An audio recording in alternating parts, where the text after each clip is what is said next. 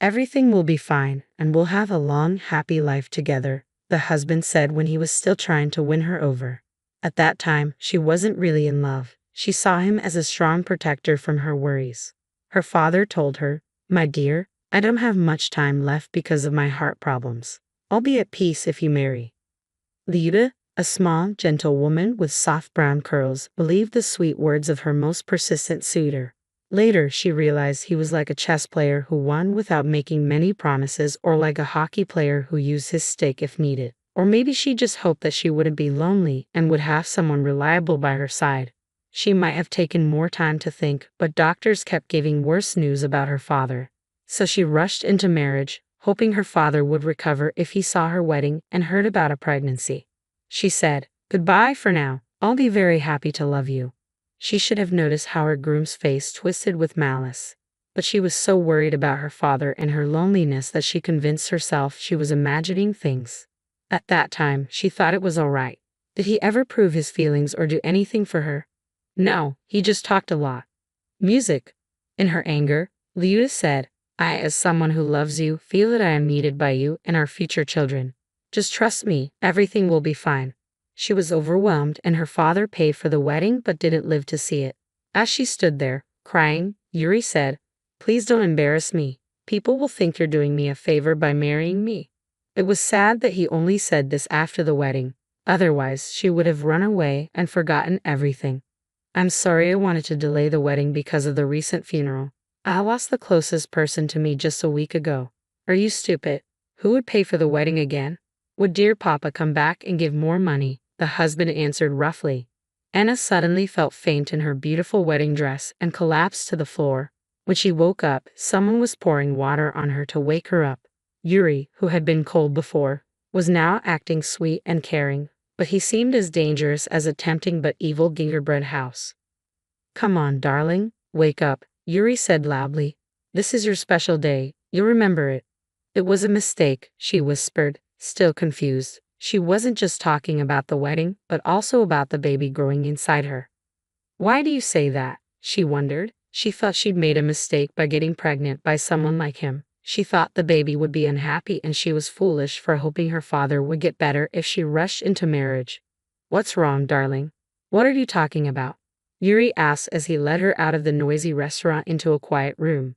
He then changed his tone. "Calm down, you idiot. This is all your fault, you know that. I only married you hoping that your father would leave us some property, but he's still alive and gave everything to his brother. All I got was a wedding with someone I think is a gray moth. And my father hates you. If I didn't care about my father, you'd mean nothing to me." Anna didn't understand why her father-in-law's feelings mattered. She barely knew him and had hardly spoken to him. Yuri continued, "Nothing good is going to come from this, but since you're pregnant, we'll have to wait to get a divorce." She had taken 2 pregnancy tests, both showing positive. She had to accept that she was going to have a baby. "But wait, I'll make your life miserable if you don't file for divorce after this pointless wedding," he said. "I'll put up with this disgrace only because. Career, people, and appearances. If your father hadn't left me that inheritance, I wouldn't have bothered with you at all," Yuri shouted, his face red with anger. Lida couldn't understand why her father had given all his property to her half-brother from his first marriage, Andre. She didn't even know Andre well. The news only came out at the funeral. All that was left was an old house no one wanted to fix up. Andre had said something odd. "Believe me, Dad wanted to protect you." "What do you mean?" she asked, but Andre said it wasn't the right time to explain and that someone would tell her later. It wasn't just that she found herself almost broke. She began to question if her father had ever truly loved her or if he had been pretending, like Yuri was now. This doubt was tearing her apart and suffocating her. "Yuri, I need to get some fresh air and then we'll act like everything is fine. Don't worry, after the wedding, you probably won't see me again except maybe during the divorce. Even then, we can handle things separately," she said calmly. Her only thought was to run away before she completely lost her mind. Weeks passed, and she stayed in her tiny apartment like a recluse, rarely going out. Lida struggled to eat as she thought about her humiliation. She called a taxi, but her wedding dress was so big with the crinoline that she couldn't fit inside. "First, you better change quickly, or we'll run out of time," said the driver, his face red with frustration. Liuta pulled out manicure scissors from her bag and, with the driver watching in shock, roughly tore the crinoline from her dress. Finally, the crinoline was gone, leaving only the wedding dress underneath. She was glad she had picked a dress that could be altered into a mermaid style by removing the crinoline. She didn't want to wait or call a minibus, she just needed to get away. As she traveled, she nervously glanced around, afraid she might do something drastic in the back seat of the car.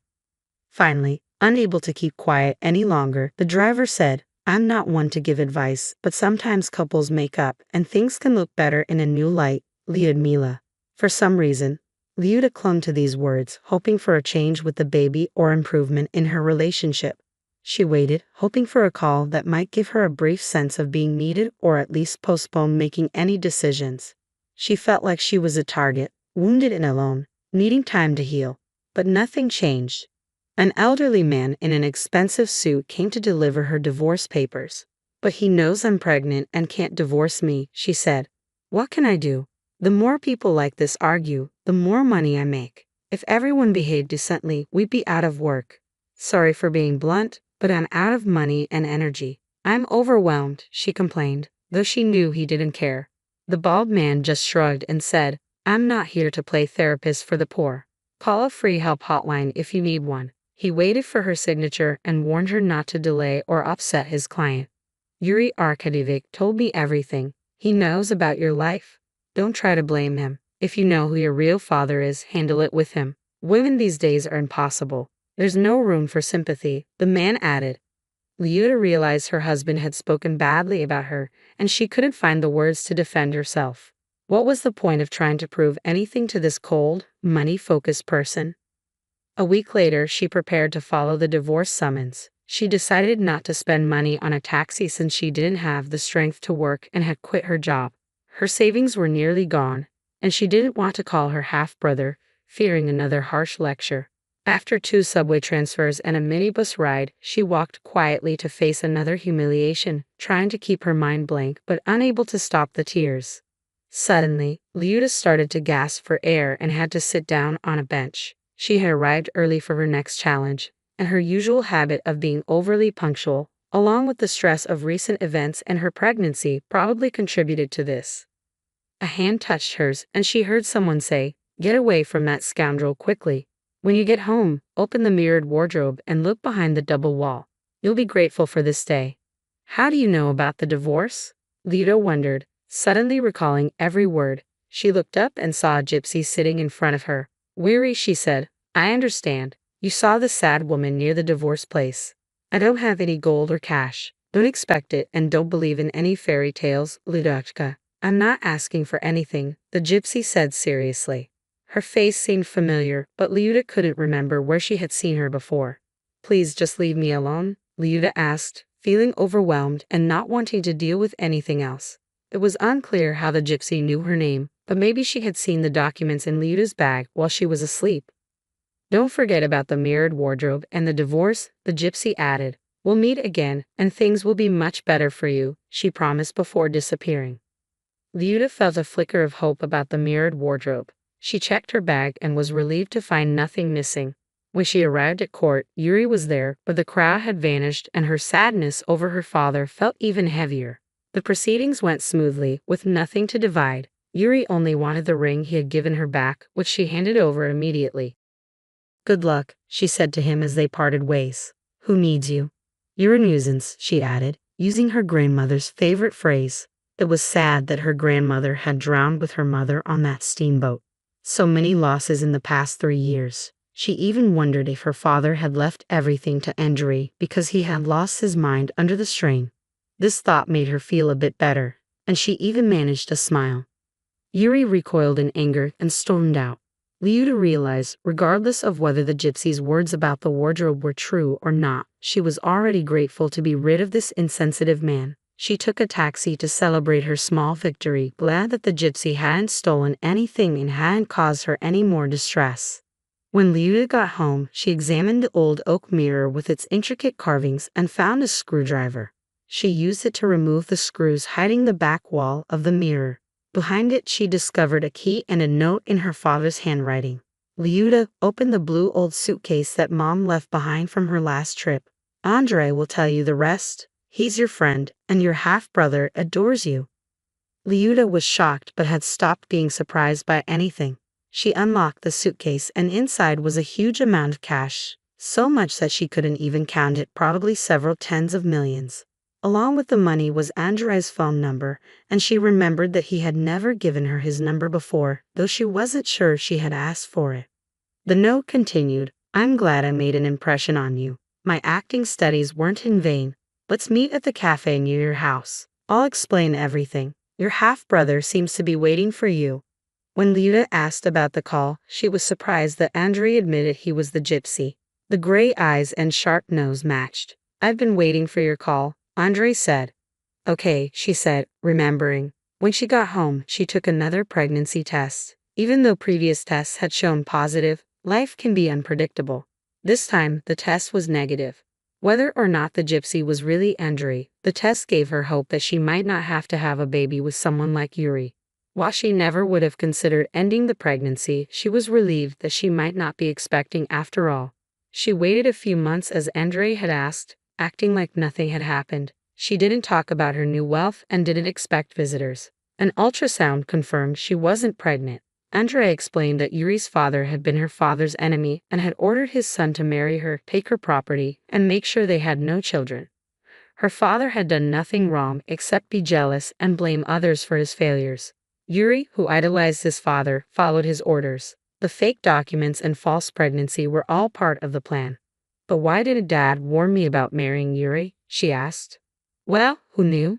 Dad was very ill when all this came to light. He was afraid that telling you might cause you to lose the baby. It was his grandchild too. So he sold everything and left you the suitcase and note," Andrea explained.